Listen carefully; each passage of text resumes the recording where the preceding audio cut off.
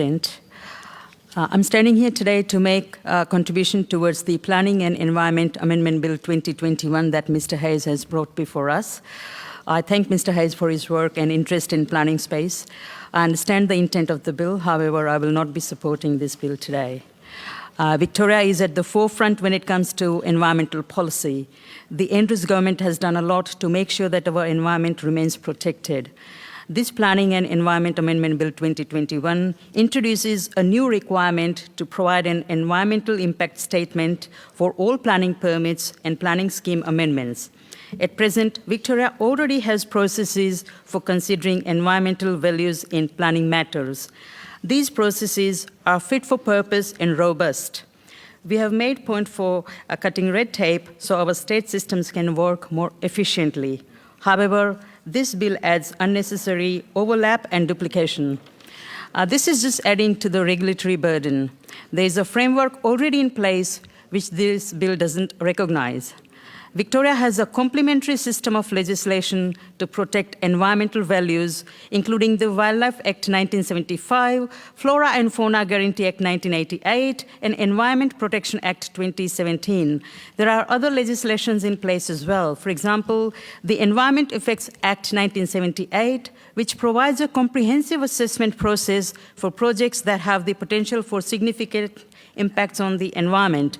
The Planning and Environment Act 1987, which provides for assessment of environmental values through planning schemes, which include policies, zones, overlays, and particular provisions, and the 2017 guidelines for the removal, destruction, or lopping of native vegetation.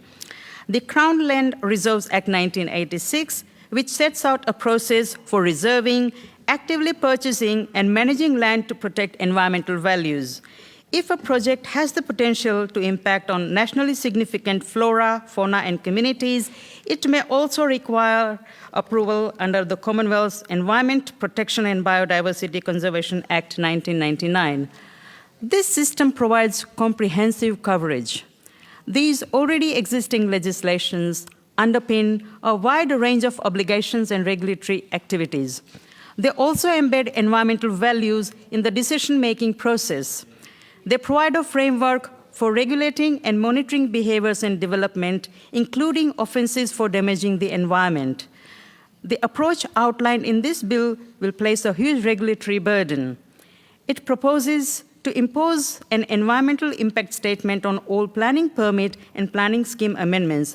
This is unwarranted, as there is significant overlap between what is already present and what is being proposed. The existing assessment pathway already captures the level of assessment outlined in the bill.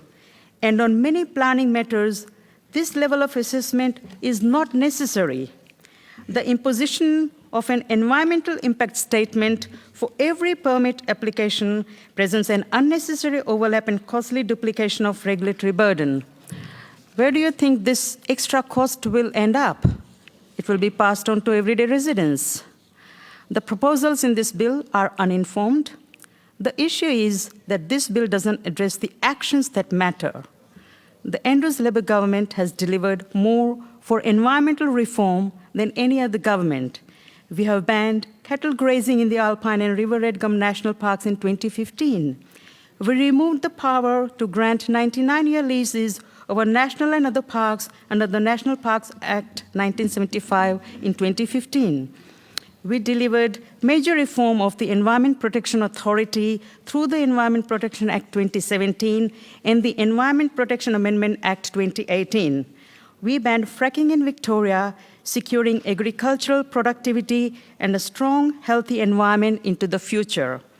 We delivered the Climate Change Act 2017, a world-leading legislative foundation to manage climate change risks, maximize the opportunities that arise from decisive action, and drive our transition to a climate-resilient community and economy with net zero emissions by 2050. The climate change has led to an exponential decline in biodiversity across the globe. So we have invested heavily to prioritize conservation of biodiversity. Biodiversity is all components of the living world, the number and variety of native plants, animals, and other living things across our land, rivers, coast, and ocean. Victoria has a natural environment that is rich, diverse, unique, and very precious. However, there is an obvious need for on-ground action. Therefore, we have invested nearly $500 million into biodiversity since we came to government in 2014. This is the largest investment by a Victorian government ever.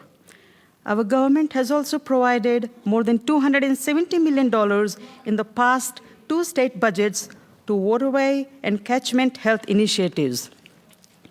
We introduced new legislation to better protect biodiversity in Victoria. The Flora and Fauna Guarantee Amendment Act 1929 was passed by the Parliament in 2019.